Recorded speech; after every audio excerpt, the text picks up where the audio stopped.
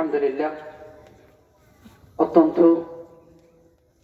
একটি উর্দু নাশিদ হামদ রাসূলুল্লাহ সাল্লাল্লাহু আলাইহি ওয়াসাল্লামের উপরে আমরা উপভোগ করেছি।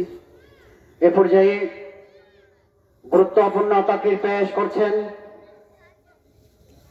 এতদ অঞ্চলের ঐতিহ্যবাহী দ্বীনি ইদারা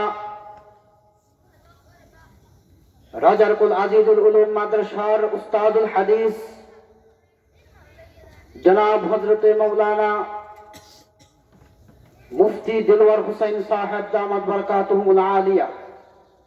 সম্মানিত তৌহিদি জনতা, আমরা যারা এখনো রাস্তাঘাটে অযথা দাঁড়িয়ে রয়েছি, বিক্ষিপ্তভাবে ঘোরাফেরা না করে আমরা মাহফিল স্থলে চলে আসি।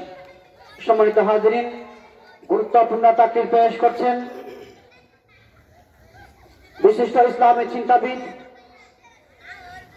ঐতিহ্যবাহী দ্বীনি ইদারা রাজারকুল আজিজুল উলুম মাদ্রাসার সম্মানিত সিনিয়র শিক্ষক উস্তাদ মুহতারাম জনাব হযরতে মাওলানা মুফতি দিলওয়ার হুসাইন সাহেব দামাত বারাকাতুহুল আলিয়া।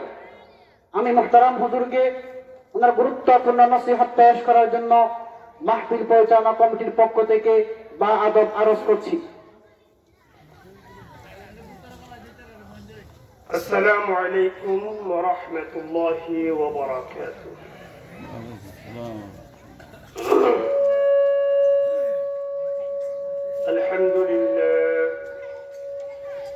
আলহামদুলিল্লাহি ওয়া কাফা ওয়া সালামুন আলা ইবাদিহি আল্লাযীনা ইসতাফা। أما بعد فأعوذ بالله من الشيطان الرجيم. بسم الله الرحمن الرحيم. يا أيها الذين آمنوا وذروا ما بقي من الربا إن كنتم مؤمنين فإن لم تفعلوا فأذنوا بحرب من الله ورسوله. وقال النبي صلى الله عليه وسلم لا يدخل الجنة جسد غذي بالحرام أو كما قال عليه الصلاة والسلام. اللهم صل على محمد وعلى آل محمد كما صليت على إبراهيم وعلى آل إبراهيم إنك حميد مجيد. اللهم بارك على محمد وعلى آل محمد كما باركت على إبراهيم وعلى آل إبراهيم إنك حميد مجيد.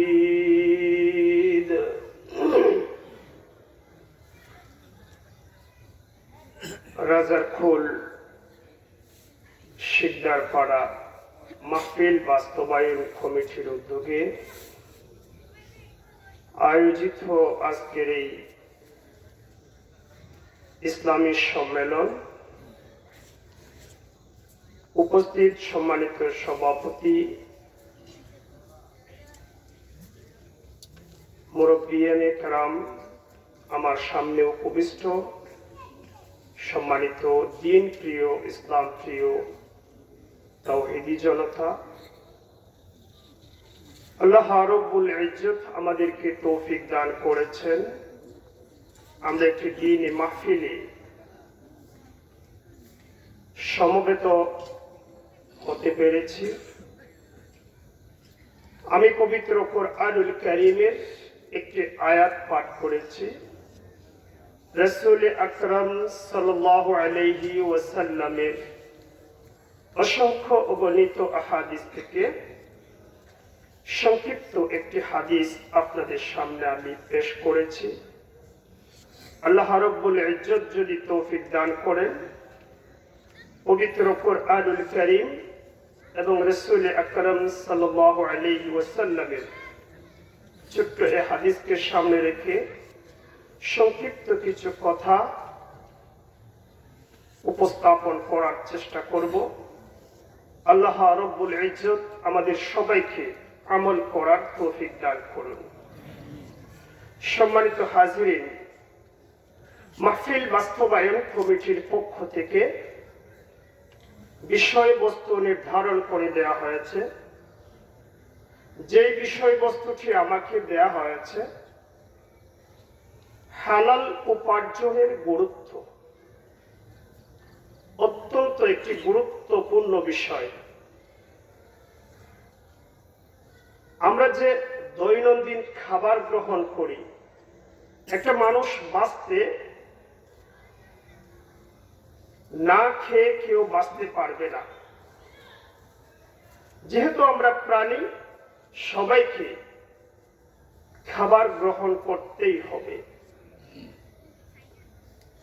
আমরা যা খাই, খাওয়ার যত বস্তু আছে সবকিছু, সমস্ত বস্তু দুভাগে বিভক্ত, হালাল এবং হারাম।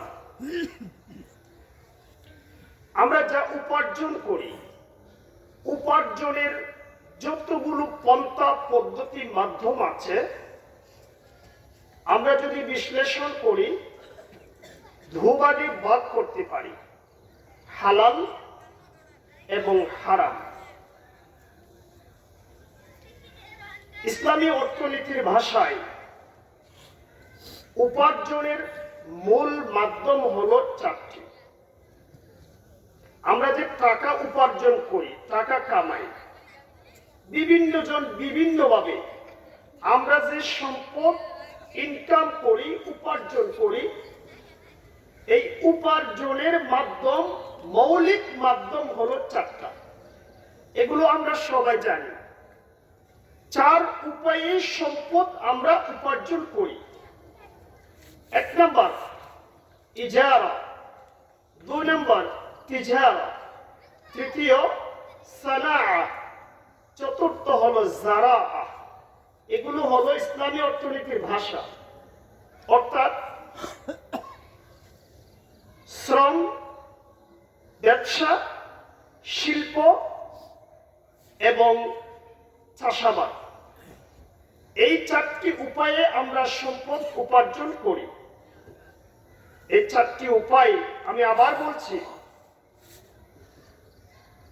শ্রম, শ্রমিক নিজের শ্রম দিয়ে, একজন মজুর সে মজুরি করে, সারাদিন কষ্ট করে, পরিশ্রম করে টাকা উপার্জন করে।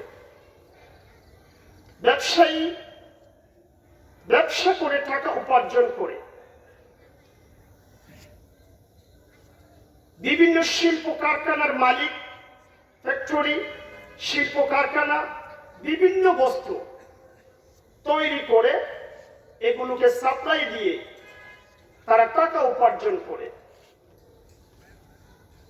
চতুর্থ নম্বরে যারা চাষাবাদ করে, যারা ক্ষেত খামার করে, যে আমাদের এই অঞ্চলে সব প্রকারের, প্রায় সব প্রকারেরই পেশার মানুষ রয়েছে।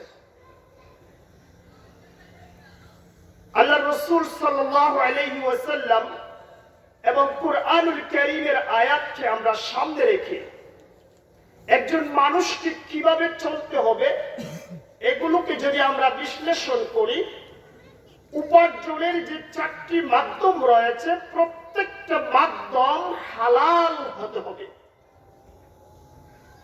আমার শ্রম হালাল ভাবে শ্রম দিতে হবে, ব্যবসা হালাল ভাবে ব্যবসা করতে হবে, শিল্প হালাল ভাবে শিল্প কারখানার কাজ পরিচালনা করতে হবে, ক্ষেত খামার চাষাবাদ ওখানেও রয়েছে ইসলামের একটা সুনির্দিষ্ট নির্দেশনা।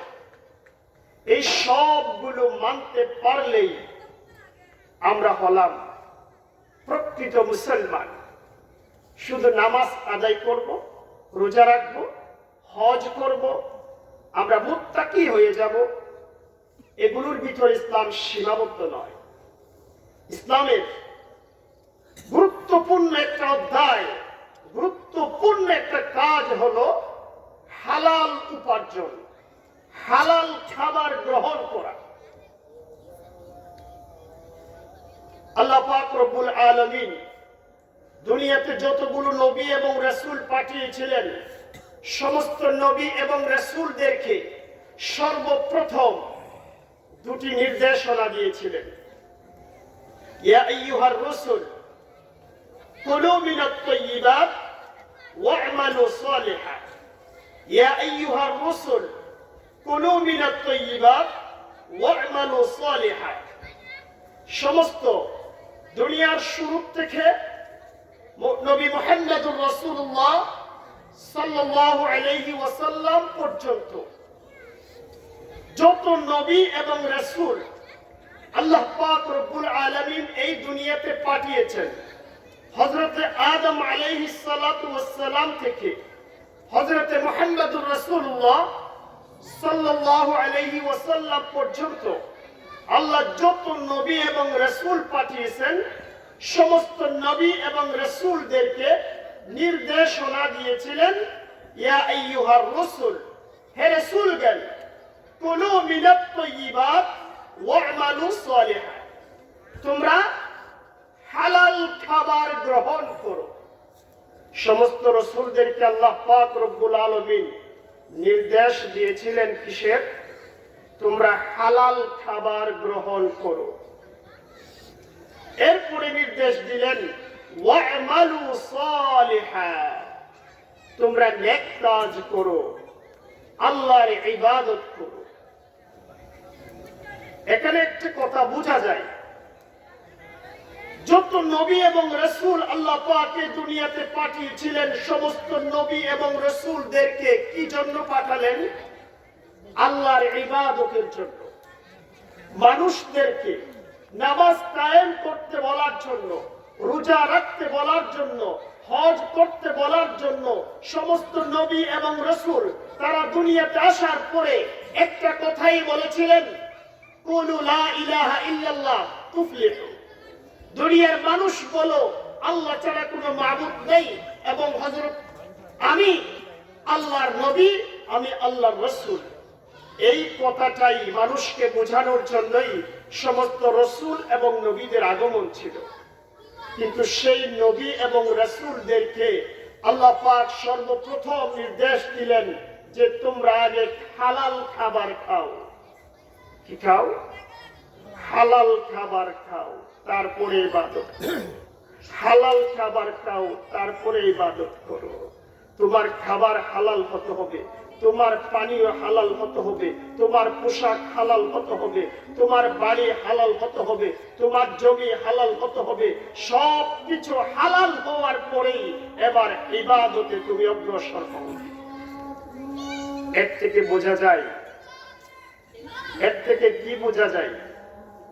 আমার খাবার যদি হালাল না হয়, আমার পানি যদি হালাল না হয়, আমার পোশাক যদি হালাল না হয়, যেই ঘরে আমি অবস্থান করি ঘরটা যদি হালাল না হয়, যেই জমিতে বাস করি সেই জমিটা যদি আমার হালাল না হয়, যেই বাতাসে বাস করি, যেই পরিবেশে বাস করি, যদি হালাল পরিবেশে বাস না করি, আমার ইবাদত আল্লাহ পাক কবুল করবেন না।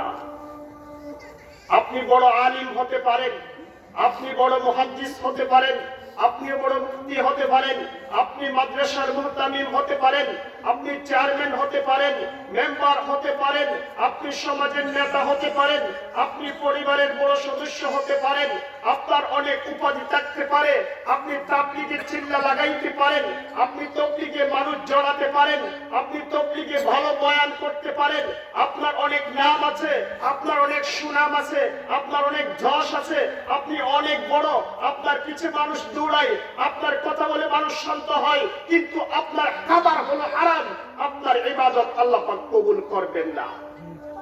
আপনি আল হাজ উপাধি লাগাতে পারেন, কিন্তু আল্লাহ হজ কবুল করবেন না।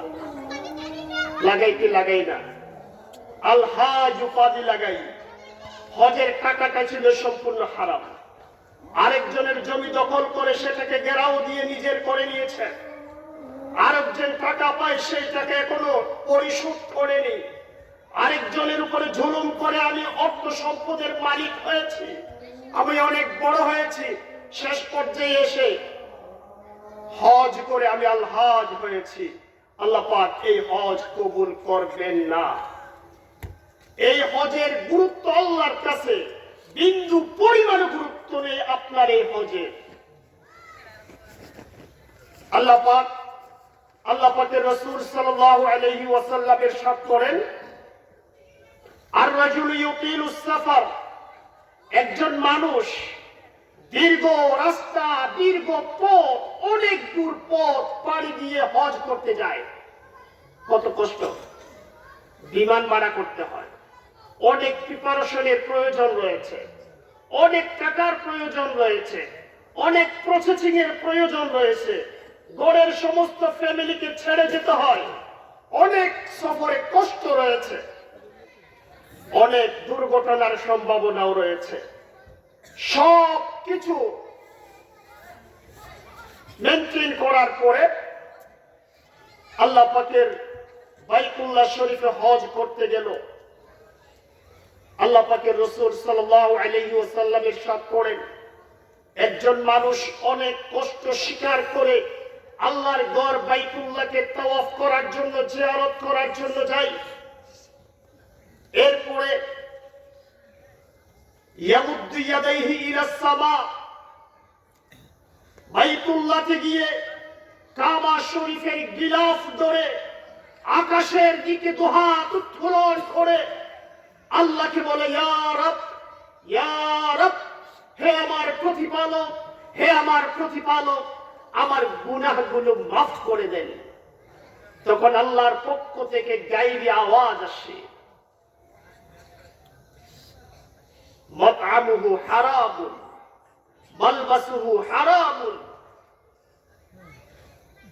মাশরাবুহু হারামুন, ফাআন্না ইস্তাজাব।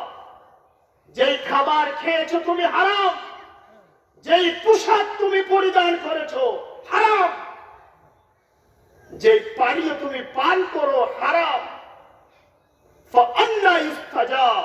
তোমার দোয়া আল্লাহর দরবারে উঠে না, এটা কবুল হয় না, হয় না। আপনার লক্ষ টাকার হজ আল্লাহর কাছে তুচ্ছ, আল্লাহর কাছে কোনো মূল্য নাই। সুতরাং যারা জীবন পরিবর্তন করতে পারে নাই, মানুষের হক পরিশোধ করতে পারে নাই, তাদের কোনো নামাজের কোনো গুরুত্ব নাই, তাদের ইবাদতের সামান্যতম গুরুত্ব নাই। যেখানে আল্লাহ সমস্ত রাসূলদেরকে বললেন, আগে হালাল খাবার খাও, তোমার রিসালতের গুরুত্ব নাই যদি তোমার হালালটা খাবারটা হালাল না হয়। কত বড় কথা। আজকে আমরা কত বড় সাধু সেজে যাই, কত বড় মূল্যবান গুরুত্বপূর্ণ ব্যক্তিত্ব হতে যায়, কিন্তু তার জীবনীকে যদি আপনি একটু ঘাঁটেন, তার জীবনীকে একটু বিশ্লেষণ করেন, দেখতে পাবেন তার প্রত্যেকটা উপার্জন হারাম ছিল। একজন মানুষ মারা যাওয়ার পর জানাজার মাঠে যখন বলা হয় লোকটা কেমন ছিল, সবাই হাত উঠায়, লোকটা ভালো ছিল। একটা কথা আপনাদেরকে বলবো। আল্লাহ রাসূল সাল্লাল্লাহু আলাইহি ওয়াসাল্লাম বলেছেন, আনতুম শুহাদাউল্লাহি ফিল আরদ, তোমরা হলো দুনিয়াতে আল্লাহর সাক্ষী। তোমরা যদি লোকটা ভালো ছিল বলো তারা সে জান্নাতে যাবে, আর যদি বলো তোমরা লোকটা খারাপ ছিল তাহলে জাহান্নামে যাবে। কিন্তু যদি লোকটা প্রকৃতপক্ষে খারাপ ছিল আর আপনি যদি বলেন লোকটা ভালো ছিল, আপনি মিথ্যা সাক্ষী দিয়েছেন, আল্লাহর কাছে আপনাকে জবাব দিতে হবে। অনেক মানুষ দেখেছি জানাজার মাঠে কথা বলতে চেষ্টা করে যে আমি উনার কাছ থেকে টাকা পাই, আমার জমি দখল করে সে মৃত্যুবরণ করেছে, আমার জমি সেই শেষ পর্যন্ত দেয় নাই, দুনিয়া থেকে চলে গেছে, আমি জানাজার মাঠে সেটা বলতে চাই। আল্লাহ রাসূল সাল্লাল্লাহু আলাইহি ওয়াসাল্লাম এরকম মানুষের জানাজা পড়েননি। আজকে আমরা কেউ ফাঁসি খেয়ে কিংবা বিষ খেয়ে আত্মহত্যা করলে আমরা তাকে জানাজা পড়তে যাই না, বিভিন্ন ধরনের কথা বলি। কিন্তু একজন সত্য মানুষের হক লুণ্ঠনকারী যখন মৃত্যুবরণ করে তার জানাজায় অনেক বেশি মানুষ হয়। চেয়ারম্যান সাহেবও তার জানাজায় আসে, অনেক সময় এমপি সাহেবও তার জানাজায় চলে আসে। আজকের সময়টা সম্পূর্ণ পরিবর্তন হয়ে গেছে।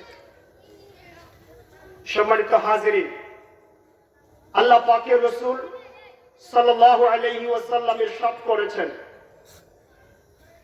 লা ইয়াজালু কদামা আবদিন হাত্তা ইউসআলা আন আরবাঈন, একজন মানুষ হাসরের ময়দানে ওঠার পর তার পা সামনে অগ্রসর সামনে বাড়াতে পারবে না, হাত্তা ইউসআলা আন আরবাঈন, যতক্ষণ পর্যন্ত সে 4টি প্রশ্নের জবাব দিতে পারবে না।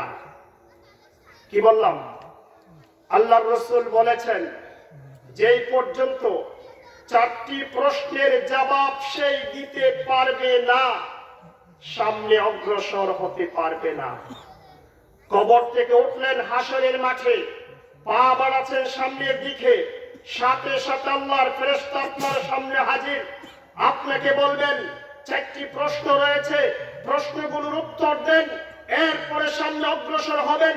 যদি আপনি প্রশ্নের উত্তর দিতে না পারেন, সোজা আপনাকে জাহান্নামে নিক্ষেপ করা হবে।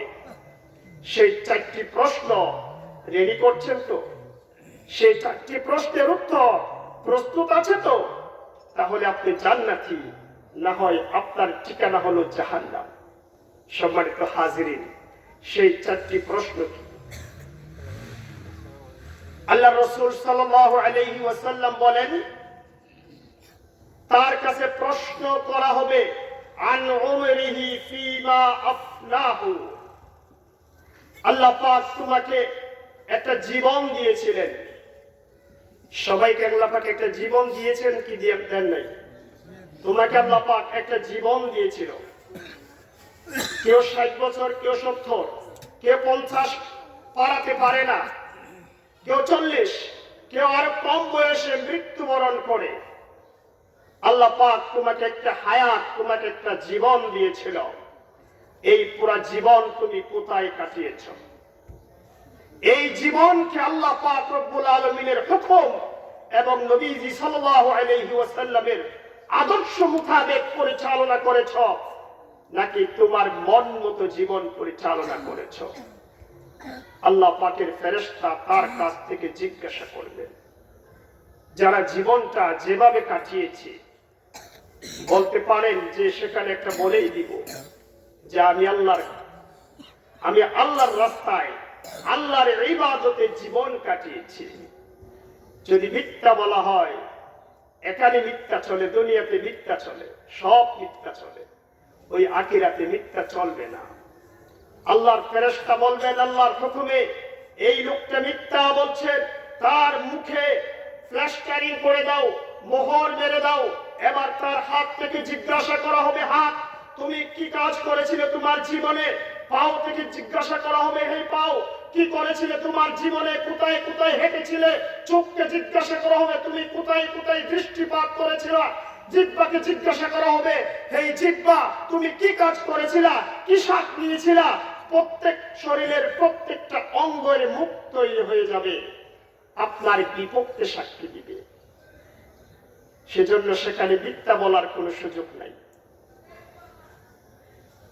সম্মানিত হাজিরিন, এরপর দ্বিতীয় প্রশ্ন, সেকেন্ড প্রশ্ন হলো, তাকে প্রশ্ন করা হবে আনশাবাবিহি ফিমা আবলাহু, তোমাকে যৌবন দান করেছিলাম। একটা ছেলে, একটা যুবক, একটা যুবতী, প্রত্যেক যুবক আর যুবতী তাদের একটা যৌবন কাল আছে। এই যৌবন কাল খুব গুরুত্বপূর্ণ।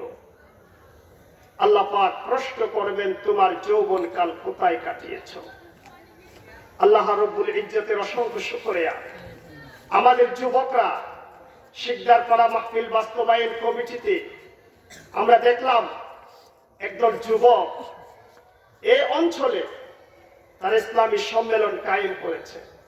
সেই বয়সে অনেকে ইয়াবা সেবন করছে, মানুষের উপর নির্যাতন করছে, বিভিন্ন অপরাধমূলক কাজে তারা লিপ্ত হচ্ছে। সবগুলো ছেড়ে তারা দিনী মাহফিল কায়েম করে মানুষকে দ্বীনের কথা শোনাচ্ছে, প্রচার করছে। এই যৌবন কাল সম্পর্কে জিজ্ঞাসা করা হবে, তুমি কোথায় কাটিয়েছিলে তোমার যৌবন কাল? সম্মানিত হাজিরিন, এরপর তৃতীয় নম্বর প্রশ্ন করা হবে, ওয়ান মালিহি মিন আইনা ইকতাসাবাহু ওয়া ফীমা আনফাকাহু। সুজানা, আল্লাহ পাক রব্বুল আলামিনের ফেরেশতা জিজ্ঞাসা করবেন সম্পদ সম্পর্কে দুটো প্রশ্ন থাকবে, মিন আইনা ইকতাসাবাহু ওয়া ফীমা আনফাকাহু। কিভাবে সম্পদ উপার্জন করেছিলা তুমি? কিভাবে সম্পদ উপার্জন করেছিলা তুমি? কোন পথে সেই সম্পদ আবার ব্যয় করেছো তুমি? কত বড় কথা! জীবন সম্পর্কে প্রশ্ন হলো একটা, যৌবন সম্পর্কে প্রশ্ন হলো একটা, সম্পদ সম্পর্কে আল্লাহ পাক প্রশ্ন করলেন দুইটা। কিভাবে সম্পদ উপার্জন করেছ? কোন পথে তুমি সম্পদ ব্যয় করেছ? চতুর্থ নম্বরে প্রশ্ন করা হবে, ওয়ান ইলমিহি মাযা আমিলা বিহি। আলেমদেরকে না, শুধু তুমি যা শিখেছিলে কতটুকু আমল করেছ? তুমি যা শিখেছিলে কতটুকু আমল করেছ? বলতে পারেন এই প্রশ্ন তো হবে আলেমদেরকে, তারাই তো দ্বীনি ইলম শিখেছে, তারাই তো আমল করে নাই, তাদেরকে প্রশ্ন করা হবে, তাদেরকে জাহান্নামে নিক্ষেপ করা হবে। শুধু তা নয়, আমাদের ভিতরে আমরা যারা মুসলমান, ইসলামী জ্ঞান সবাই কম বেশি আছে। আমরা সবাই জানি নামাজ পড়া ফরজ। জানার পরে এই ইলম আমার কাছে থাকার পরে আমি নামাজ পড়েছি কিনা, রোজা রাখা ফরজ, জানি আমল করেছি কিনা, যাকাত দেওয়া ফরজ, জানি আমল করেছি কিনা, এরকম অনেক কিছু জানি, আমি নিজে আমল করেছি কিনা আল্লাহ পাক জিজ্ঞাসা করবেন। সম্মানিত হাজিরিন, বলতে চেয়েছিলাম আমার উপার্জন হালাল হতে হবে। উপার্জনের মাধ্যম বলেছিলাম চারটি: ইজারা, শ্রম, তিজারা, ব্যবসা, সানাআ, শিল্প, জারাআ, চাষাবাদ। খুব ভালো করে মনে রাখবেন, আজকের সমাজে উপার্জনের সবগুলো মাধ্যম কলুষিত হয়ে গেছে, নষ্ট হয়ে গেছে। কোন একটা মাধ্যমও সুন্দরভাবে পরিচালিত হয় না, সৎভাবে পরিচালিত হয় না, হালাল ভাবে পরিচালিত হয় না। আমরা যদি বলি শ্রমিক, একজন শ্রমিক শ্রম দিয়ে টাকা উপার্জন করে, টাকা কম তার, দিন মজুরি করে টাকা উপার্জন করে, মানুষের ঘরে কাজ করে, খেতে খামারে কাজ করে। একজন শ্রমিকের দায়িত্ব আছে শরীয়তের ভিতরে। সে যে মালিকের টাকা গ্রহণ করবে, পরিপূর্ণ শ্রম তাকে দিতে হবে। সে যদি পরিপূর্ণ শ্রম দেয়নি কিন্তু পরিপূর্ণ টাকা গ্রহণ করেছে, আল্লাহর কাছে তাকে জবাবদিহি করতে হবে। আমাদের আছে কি নাই? মালিক থাকলে শ্রমিক কাজ করে, মালিক না থাকলে শ্রমিক অবহেলা করে, অলসতা করে, এইরকম শ্রমিক আছে কি নাই? আল্লাহর কাছে জবাব দিতে হবে। আল্লাহ পাকের রাসূল বলেছেন, আলা কুল্লুকুম রাঈন, সবাই তোমরা দায়িত্বশীল। তোমার যে যে দায়িত্ব তোমাদের কাছে আছে, ওয়া মাসউলুন ওয়া কুল্লুকুম মাসউলুন আন রাইয়াতিহি, দায়িত্ব সম্পর্কে আল্লাহ পাক জিজ্ঞাসা করবেন। সুতরাং শ্রমিক যদি শ্রম কম দিয়ে টাকা পুরোপুরি নিয়ে নেয়, আল্লাহর কাছে জবাবদিহি করতে হবে, জবাব দিতে হবে। তুমি তো কাজ ততটুকু করনি, কিন্তু টাকাটা পুরোপুরি নিয়ে নিয়েছ, কেন নিয়ে নিয়েছ? এটা আরেকজনের হক ছিল, এই জবাব আল্লাহর কাছে দিতে হবে। একজন মানুষের টাকা আরেকজনে গ্রহণ করবে, যতক্ষণ পর্যন্ত মালিক সন্তুষ্ট হবে না, ওই টাকা আপনার জন্য হালাল হতে পারে না। আল্লাহর রাসূল বলেছেন, লা ইয়াহিল্লু মালু ইমরিইন ইল্লা বিতিবি নাফসিন মিন, একজন মানুষের টাকা ততক্ষণ পর্যন্ত আপনার জন্য হালাল নয়, যতক্ষণ পর্যন্ত ওই টাকার মালিক আপনার উপরে সন্তুষ্ট হবে না। আপনি গোপনে চুরি করে, কাজেও ফাঁকি দিয়ে, অবহেলা করে আরেকজনের টাকা নিয়ে নিবেন, এটা আল্লাহর কাছে জবাবদিহি করতে হবে। সম্মানিত হাজিরিন, দ্বিতীয় নাম্বার ব্যবসা। ওই ব্যবসাটা সবচাইতে বেশি নষ্ট হয়ে গেছে বর্তমান সময়ে। হালাল ভাবে ব্যবসা কেউ করে না।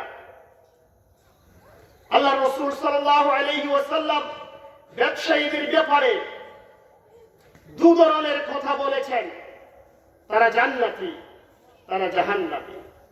আল্লাহ রাসূল বলেছেন ব্যবসায়ীরা জান্নাতে যাবে, আরেক হাদিসে বলেছেন ব্যবসায়ীরা জাহান্নামে যাবে। আল্লাহ রাসূল সাল্লাল্লাহু আলাইহি ওয়াসাল্লাম ইরশাদ করেন, আত-তুজারু ইহশারুনা ইয়াওমাল কিয়ামাতি ফুজ্জারা, হাসরের ময়দানে ব্যবসায়ীরা পাপিষ্ঠ, গুনাহগার, জাহান্নামী হিসেবে তারা উপস্থিত হবে। ব্যবসা করবেন? ব্যবসা করবেন? আল্লাহ রাসূল বলেছেন ব্যবসায়ীরা জাহান্নামে নিক্ষিপ্ত হবে, হাসরের ময়দানে উঠবে জাহান্নামী হয়ে।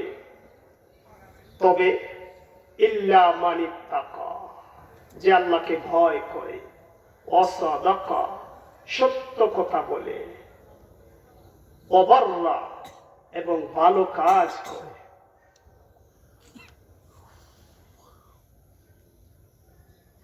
আল্লাহ রাসূল সাল্লাল্লাহু আলাইহি ওয়াসাল্লাম এটাও বলেছেন, আত-তাজিরুস সাদুকুল আমিন, একজন সৎ আমানতদার ব্যবসায়ী, মা'আন নাবিয়্যিন ওয়াস সিদ্দীকিন ওয়াস শুহাদা, জান্নাতে যাবে নবীদের সাথে, রাসূলুল্লাহ সাল্লাল্লাহু আলাইহি ওয়াসাল্লামের সাথে জান্নাতে যাবে একজন ব্যবসায়ী। সুপারি ব্যবসা করুক, ধানের ব্যবসা করুক, অন্য যেই ব্যবসা করুক না কেন, কাপড়ের ব্যবসা করেন, জমির ব্যবসা করেন, যাই ব্যবসা করেন না কেন, আপনি যদি সৎ হন, আপনি যদি দিনের উপরে অটল ও অবিচল থাকেন, মানুষকে ঠকান না, ভালোগুলো উপরে দেন, ভিতরে খারাপ দিয়ে ভরে রাখেন, ভালো দেখান, কেন করেছেন এটা? আল্লাহর কাছে জবাব দিতে হবে। আল্লাহর রাসূল একবার বাজারে গেলেন, আল্লাহর রাসূল মদিনার বাজারে গেলেন, এক লোক গম বিক্রি করছিল, গম বিক্রি করছিল। আরবের মধ্যে তো সবাই গমের আঠা খায়, রুটি খায়, তো গম বিক্রি করছিল। আমরা চাউল বিক্রি করি, আমাদের দোকানে চাউল বিক্রি হয়। মদিনার বাজারে গেলেন আল্লাহর রাসূল। শাসকদের এরকম বাজারে গিয়ে খবর নেওয়া দরকার, বাজার ব্যবস্থা কেমন চলছে। আল্লাহর রাসূল শুধু মসজিদে নামাজ পড়েননি, শুধু রোজা রেখে ক্ষান্ত হননি, হজ করেছেন, বাজার পরিচালনা করেছেন, যুদ্ধ পরিচালনা করেছেন, রাষ্ট্র পরিচালনা করেছেন। তিনি রাষ্ট্রনায়ক ছিলেন, সফল ব্যবসায়ী ছিলেন, সফল আল্লাহর বান্দা ছিলেন। আল্লাহ রসুল বাজারে গেলেন, দেখলেন এক লোক গম বিক্রি করে।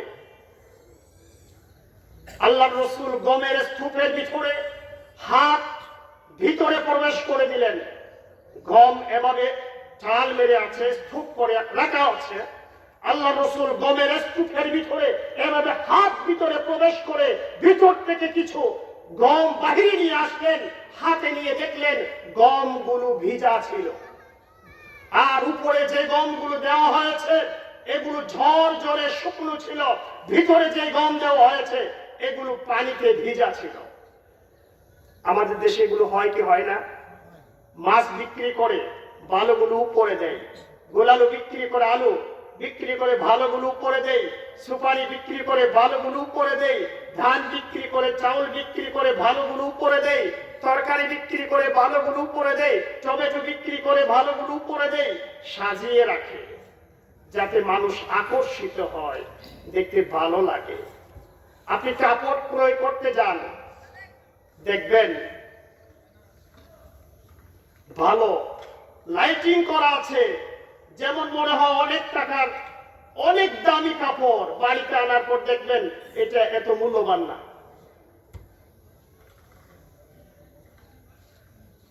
আল্লাহ রাসূল সাল্লাল্লাহু আলাইহি ওয়াসাল্লাম বললেন, এই কাজ কেন তুমি করলা? কেন ভিজা গমগুলো ভিতরে রাখলা আর মানুষকে দেখালা উপরে গমগুলো ঝরঝরে ভালো? এই কাজ কেন করলা তুমি? সে বলল, হুজুর, এই কয়দিন আগে বৃষ্টি হয়েছিল, বৃষ্টির পানিতে গমগুলো ভিজে গেছে, সেই জন্য আমি একটু গমগুলো এইভাবে রেখেছি। আল্লাহ রসুল বললেন, তাহলে ভিজা গমগুলো কেন উপরে দিলে না তুমি? মানুষ দেখতো এখানে ভিজাও আছে, কেন ভিজা গমগুলো তুমি উপরে দিলে না? মানুষ বুঝতো এখানে ভিজাও আছে। তখন আল্লাহ রসুল একটা হাদিস বলেছিলেন, জেনে রাখো, মান গাশশানা ফালাইসা মিন্না। যেই ব্যক্তি প্রতারণা করে, ধোঁকাবাজি করে, দুই নাম্বারি করে, উপরে ভালো দেয় ভিতরে খারাপ দেয়, ওই লোকটা আমার উম্মত না, ওই লোকটা আমার উম্মত না। সে যেই কেউ হোক না কেন, দুই নাম্বারি করলো, সেই লোকটা আমার উম্মত হতে পারে না। সুতরাং আমাদের সমস্ত কাজ কারবার হালাল হতে হবে। আল্লাহ রসুল বললেন, যে ব্যক্তি প্রতারণা করে সে আমার উম্মত হতে পারে না। আল্লাহ রসুলের উম্মত না হয়ে জান্নাতে যাওয়ার কোনো কল্পনাও করতে পারা যায় না। একদল লোক হাসরের ময়দানে আল্লাহ রসুলের হাত থেকে হাউজে কাউসারের পানি পান করার জন্য অগ্রসর হবে। সাহাবায়ে কেরাম তাদেরকে বারবার বাধা দিবে, ওখানে যেতে দিবে না। আল্লাহ রসুল বলবেন, আমার সাহাবায়ে কেরাম আমার হাত থেকে, আমার উম্মত আমার হাত থেকে হাউজে কাউসারের পানি পান করতে চাই। ফেরেশতারা, তোমরা কেন আমার উম্মতদেরকে বাধা প্রদান করছো, হাউজে কাউসারের পানি পান করতে দিচ্ছ না? তখন ফেরেশতারা বলবেন, ইয়া রাসূলুল্লাহ, হে আল্লাহর রাসূল, আপনি জানেন না, আপনি দুনিয়া থেকে আসার পরে এই লোকগুলো আপনার উম্মত ছিল না, আপনার দ্বীনকে তারা পরিবর্তন করে দিয়েছে, মানুষকে প্রতারণা করেছে, মানুষকে ধোঁকা দিয়েছে। আল্লাহর রাসূল বলবেন, সুহকান সুহকা, দূর হও, দূর হও, তোমার জন্য হাউজে কাউসারের পানি নাই, তুমি আমার দ্বীনকে পরিবর্তন করে দিয়েছ। সম্মানিত হাজিরিন, সেই জন্য আমাদেরকে আমাদের জীবনকে সুন্দর করতে হবে। উপার্জনের প্রত্যেকটা মাধ্যম যাতে হালাল হয়, আল্লাহ পাক আমাদের সবাইকে আমল করার তৌফিক দান করুন। ওয়া আখিরু দাওয়ানা আনিল হামদুলিল্লাহি রাব্বিল আলামিন। আসসালামু আলাইকুম ওয়া রাহমাতুল্লাহি ওয়া বারাকাতুহু।